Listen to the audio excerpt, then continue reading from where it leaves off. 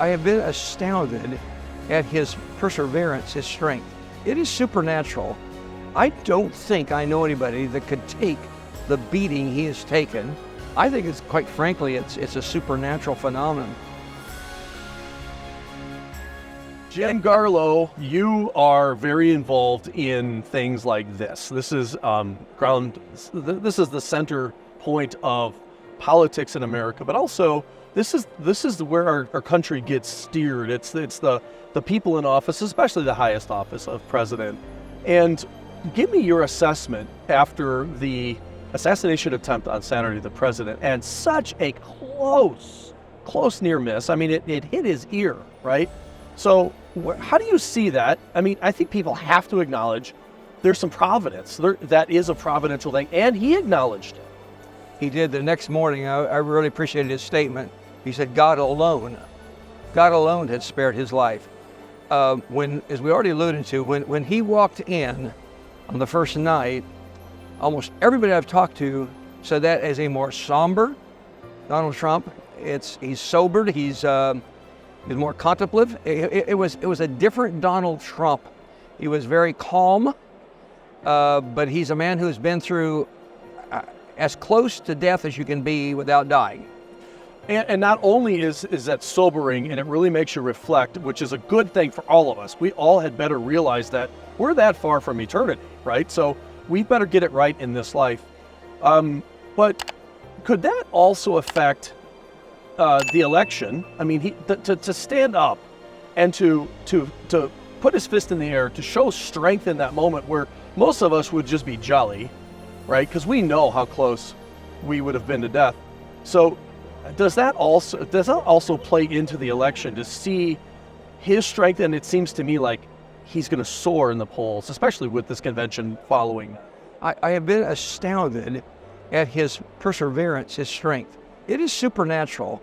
I don't think I know anybody that could take the beating he has taken, being hauled into court, all he's been through in attempting to bankrupt him, attempting to destroy him legally, attempting to lock him up. I don't think I know people who could withstand all of that pressure on them. I think it's, quite frankly, it's a supernatural phenomenon. And then when he stood up in that moment, I know if that would have been me, I would have been ducking down, knowing, is there another bullet coming from somewhere? I got to stay low and let them protect me. That was a healthy defiance, a good defiance. And he let the people know he was okay. Nobody knew if he was okay at that point until he stood up. And he went like this, we're going to fight. He's not going to give up. I'm sure it crossed his mind many times before that bullet came at 6:11 p.m. on Saturday that he could be vulnerable to an assassination attempt. We all talked about that. It gives me chills just talking about it. And finally, that has occurred. A lot of questions surrounding it. But he demonstrated a type of resiliency that is very uncommon. Every candidate has flaws. We all have flaws. I have flaws. I know you don't, but I have some. But every candidate is flawed, and he is. But the fact is, for this moment, in terms of what he can do, this is God's profound timing.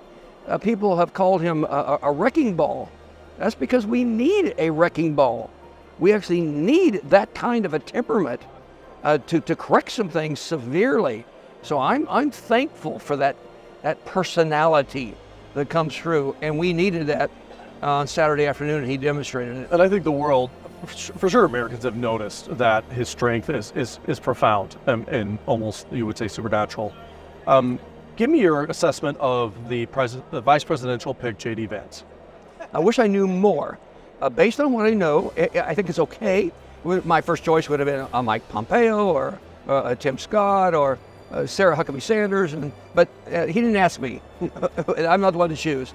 So from what I'm hearing some very good things. I've never met J.D. Vance, but I'm hearing some good things. I've heard he's made some strong pro-life statements. Some people are reporting some to the contrary, but I'm hearing some strong pro-life statements, some strong pro-marriage statements. He certainly comes from a painful past.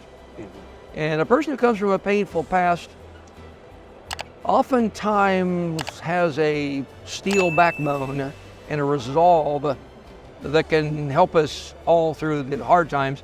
And much of America is hurting and he can identify with the hurting of America. And he's seen some pretty tough stuff. I came from a godly Christian home. You came from a godly Christian home. I can't fathom what it's like to be raised like he was. Right. So I really respect him and his story and how he's come this far. And although he is America first, which I think in many ways we need to be, but he is also still pro-Israel. Yes, So speak to that a little bit. Yes, he's been there to Israel. He supported Netanyahu. I think his stand on Israel is going to be rock solid. And praise God for that. That's one of the greatest ways to release blessings on America, is blessing Israel. Yes. Well, listen, Jim, great to interview you on your thing, but also I want to encourage everyone to be involved in prayer, obviously, but also be involved, be active, talk about these issues with people. Vote, vote, vote. Blessings.